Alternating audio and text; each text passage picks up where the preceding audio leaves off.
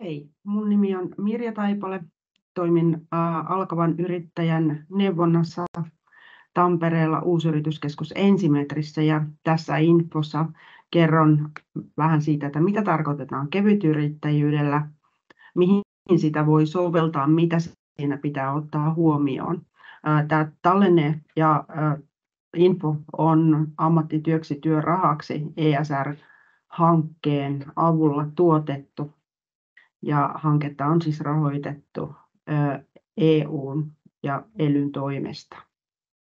Mutta se kevytyrittäjyys. Kevytyrittäjyys ei tarkoita mitään. Ja siksi se voi tarkoittaa siis ihan mitä vaan riippuen palvelun tarjoajasta, joka tarjoaa tapaa lähettää laskua asiakkaalle. Kevytyrittäjyydessä on huomioitava, että se on vain markkinointinimike tavalle laskuttaa omaa työtään. Sillä ei ole minkään lain määritelmää, eikä se ole siis olemassa oleva yritysmuoto. Meillä on olemassa myöskin kevytyrittäjyyttä omalla Y-tunnuksella. Näistä ehkä tunnetuimpia on OP-kevytyrittäjä.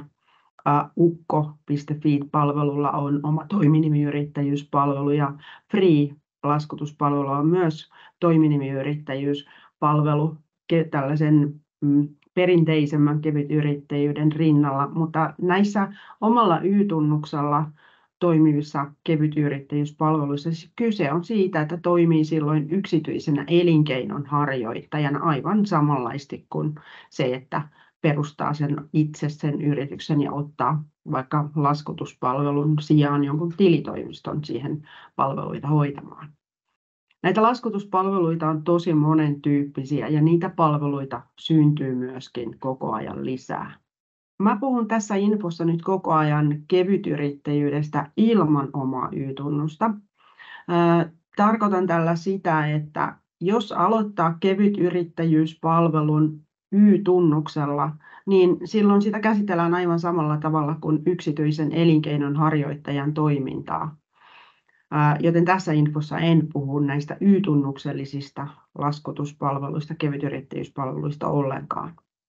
Vaan siis kevytyrittäjyys ilman omaa Y-tunnusta. Sillä tarkoitetaan tapaa toimia niin kuin yrittäjä toimii, mutta ilman, että perustaa sen oman yrityksen.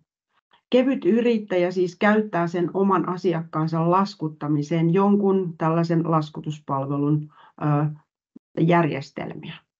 Kevytyrittäjyys ei myöskään tarkoita samaa asiaa kuin sivutoiminen yrittäjä. Toki moni sivutoimista yrittäjyyttä harjoittava käyttää kevytyrittäjyyspalveluita, koska ne on niin helppoja. Ja verottajan näkökulmasta siis kevytyrittäjä saa ansiotuloa. Siinä ei kuitenkaan kyse samanlaisesta palkasta kuin työsuhteesta, vaan siitä, että se verotetaan, kuten palkkakin verotetaan. Vero maksetaan ennakkoperintäprosentin mukaan, joka siinä omassa verokortissa on. No, sitten jos ajatellaan työttömyysturvalakia, niin työttömyysturvalain näkökulmasta kevytyrittäjä on aina yrittäjä, vaikka sitä omaa yritystä ei olekaan perustanut.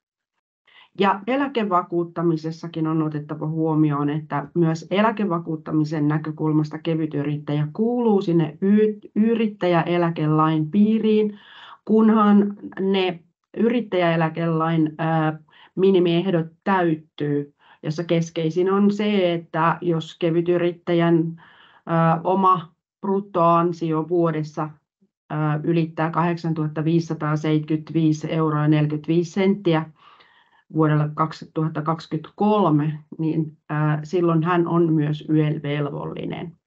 Ja jos nyt on esimerkiksi työsuhteissa, jossa kertyy työeläke, niin se työeläke ei poista sitä velvoitetta ottaa myös yrittäjäeläke, koska jos ne YELin kriteerit täyttyy, niin YEL on otettava siitä huolimatta, että kertyy myös työeläkettä. Ja sitten semmoinen tärkeä asia, että starttiraha, joka on siis valtion myöntämä harkinnanvarainen tuki yrittäjälle, joka miettii päätoimista yrittäjyyttä, niin kevytyrittäjyyteen ilman omaa Y-tunnusta starttirahaa ei voi hakea. Kevytyrittäjä voi kyllä perustaessaan oman yrityksen lähteä hakemaan siihen starttirahaa, mutta starttirahassa on ihan omat säädöksensä ja kannattaa katsoa täältä meidän nettisivuilta myös tuota starttirahaa käsittelevä tallenne ja tekstit. No, miten nämä kevytyrittäjyyspalvelut, laskutuspalvelut sitten toimii? Ne laskutuspalvelut siis hoitaa sen hallinnon ja ne maksaa sille kevytyrittäjälle sieltä sen palkan ja ne perii siitä palvelusta tietysti itsellensä jonkin summan ja se on yleensä prosenttiosuus siitä asiakkaalle lähteneestä laskun hinnasta, sitä laskutushinnasta ilman arvonlisäveroa. Mutta käytännössä siis kevytyrittäjä aina markkinoi sen oman työnsä itse ja hoitaa itse yhteydenpidon siihen asiakkaaseen, sopii mitä tekee, koska tekee, kuinka tekee, milloin sen pitää olla valmis ja mitä se sille asiakkaalle maksaa. Tässä ei synny työsuhdetta siihen asiakkaaseen, jolle sitä työsuoritusta tekee, mutta ei myöskään siihen laskutuspalvelua tarjoavaan yritykseen. Se tarjoaa vain palvelun, jolla laskuttaa omia asiakkaitaan. Kevytyrittäjyyspalveluissa ilman omaa yritystä, niin siinä ei synny minkäänlaista sitoutumista siihen palveluun. Ei siellä synny myöskään kustannuksia. Ainakin toistaiseksi kaikki laskutuspalvelut toimii niin, että rekisteröityminen niihin ei maksa mitään. Ne kustannukset syntyy sillä hetkellä, kun sieltä laskuttaa jotain. Silloin se laskutuspalvelu laskuttaa siitä omasta palvelustaan. Se, että ei synny mitään sitoutumista, niin tarkoittaa sitä, että jos rekisteröityy laskutuspalveluun, mutta ei koskaan laskuta mitään, niin ei sieltä kukaan soittele perään, että miksi et ole tehnyt mitään. Laskutuspalveluissa kevytyrittäjällä ei ole myöskään mitään kirjanpitovelvollisuutta, eikä synny velvoitetta ilmoittaa verottajalle jotain erikseen. Laskutuspalvelu pidättää sen ennakonpidätyksen ja huolehtii sitten sen tulojen ilmoittamisesta tulorekisterille. Monen laskutuspalvelun, varsinkin näiden vanhempien ja isompien laskutuspalveluiden sivuilla on tosi hyvää materiaalia koskien niin markkinointia, myyntiä kuin esimerkiksi myös sitä oman työn hinnoittelua ja niihin kannattaa tutustua.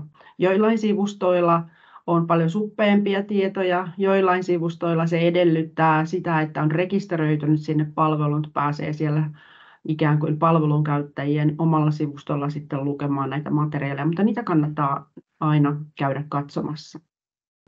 Miten kevytyrittäjyyspalvelut sitten toimii? Eli asiakkaan kanssa sovitaan hinta siitä työstä, siitä palvelusta, jonka asiakkaalle tekee tai asiakkaille tekee.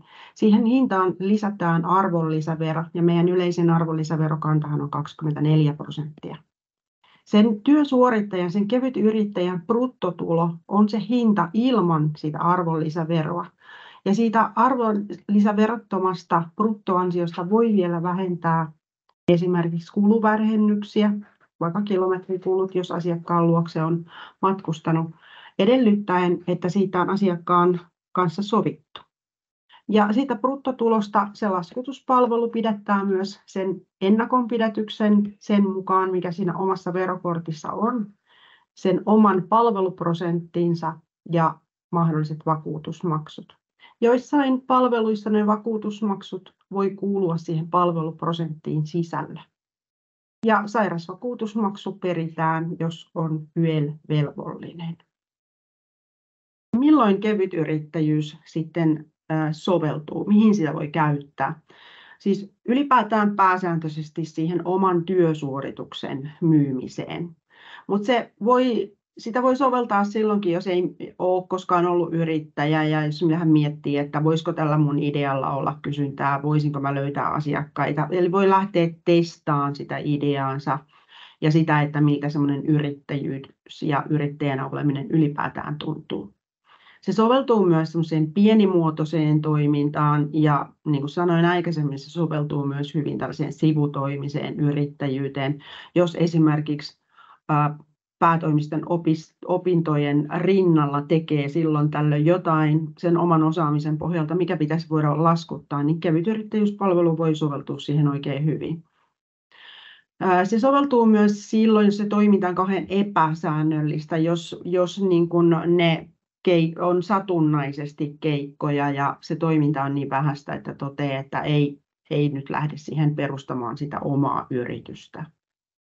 Ylipäätään monen kevytyrittäjän motiivina valita kevytyrittäjyys ilman omaa Y-tunnusta on se, että siinä ei synny minkäänlaista byrokratiaa. Siinä ei synny sitä kirjanpitovelvollisuutta eikä synny mitään velvoitteita ilmoittaa verottajalle erikseen jostain tuloistaan.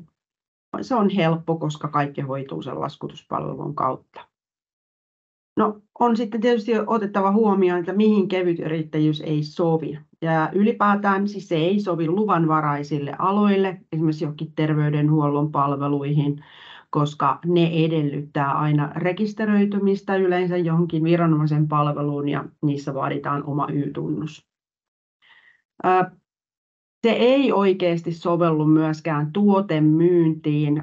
No jonkun verran jotain vähäisiä käsitöiden myyntejä voi ehkä tehdä, mutta jos ajattelee siis, että valmistaa jotain, niin silloin siitä valmistuksesta syntyy kustannuksia, täytyy tehdä hankintoja, jotain materiaalihankintoja, tarvitsee ehkä jotain koneita tai jotain laitteita, niin kevytyrittäjä ei voi laittaa tällaisia vähennyksiä investoinneista tai niistä materiaalikuluista niin suoraan niihin kuluihin, vaan ne täytyy lisätä vaan sinne tuotteen ja palvelun hintaan, koska kevytyrittäjä siis ei voi hyödyntää arvonlisäveron alarajahuojennusta.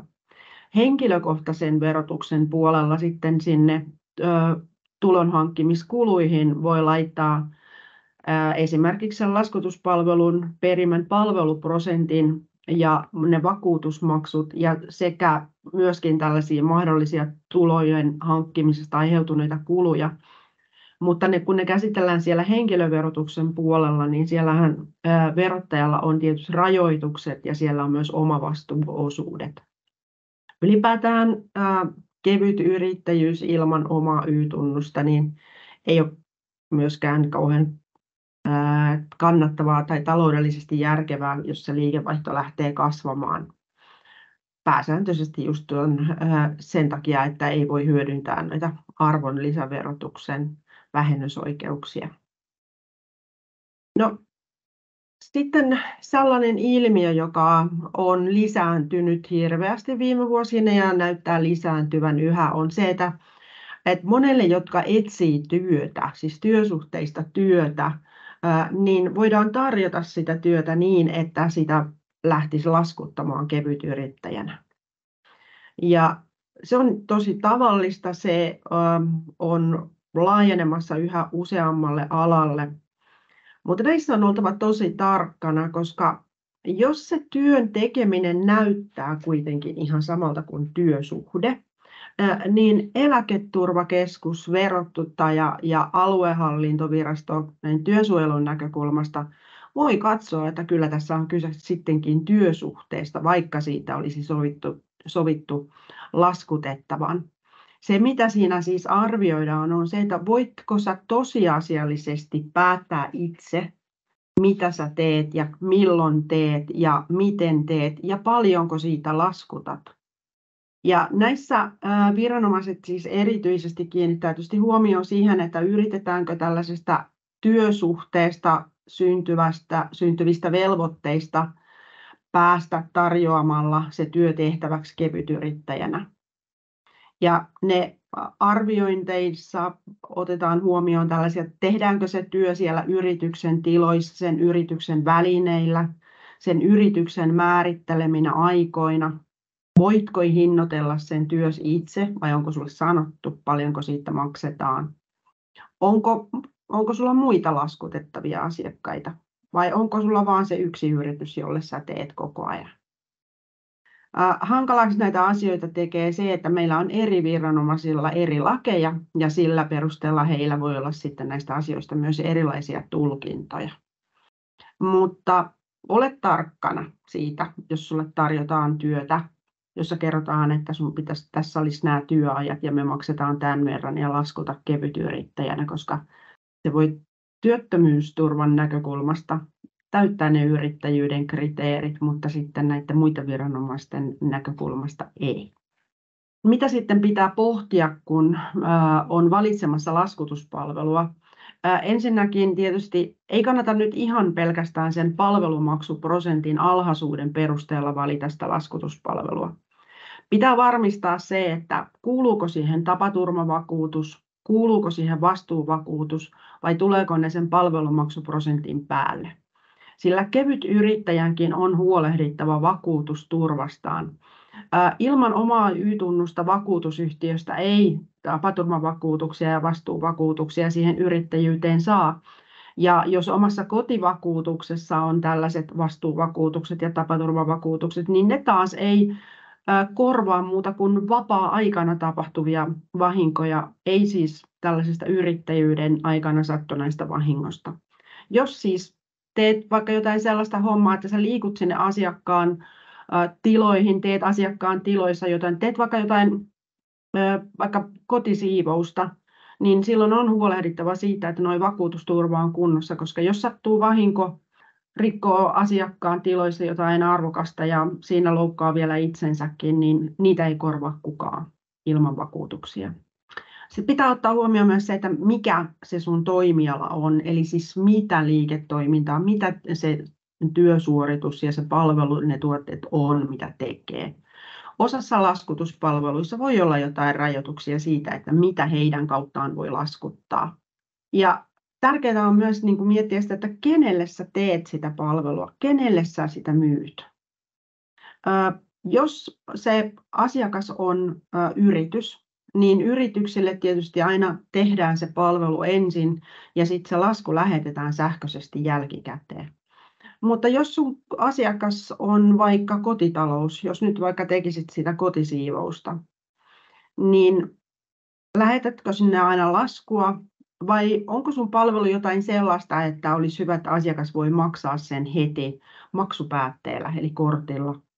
Ja kaikkien laskutuspalveluiden kautta esimerkiksi korttimaksupäätteen käyttäminen ei ole mahdollista.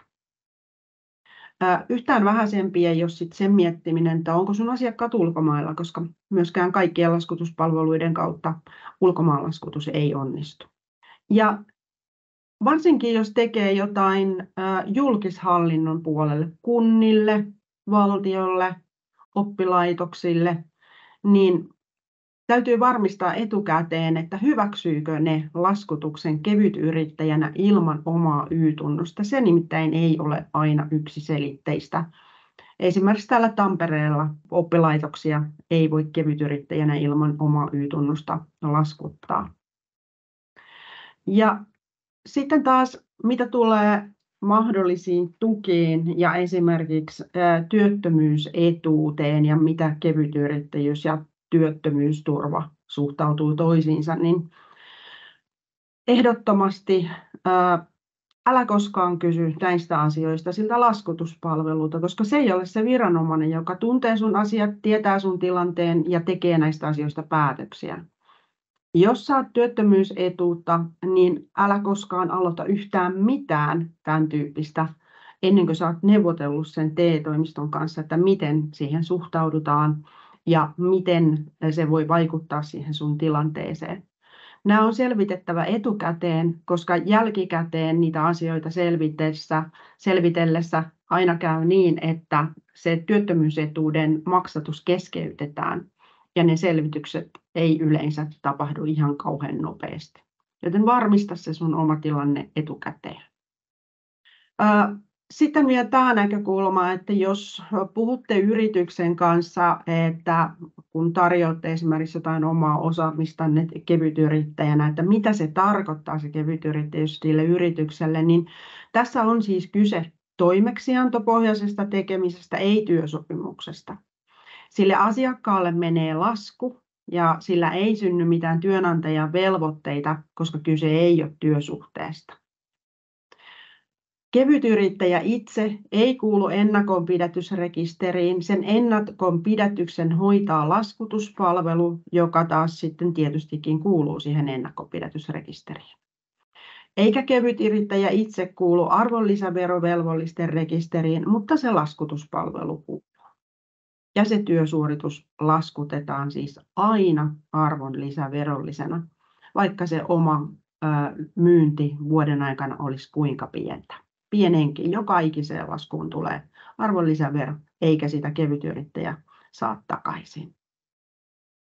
Yhteenvetona se, että miettii nyt sitten mitä tahansa yrittäjyyden tapaa, niin selvitä etukäteen. Selvitä aina etukäteen asioita ja sitä, että miten ne sun tilanteeseen voi vaikuttaa.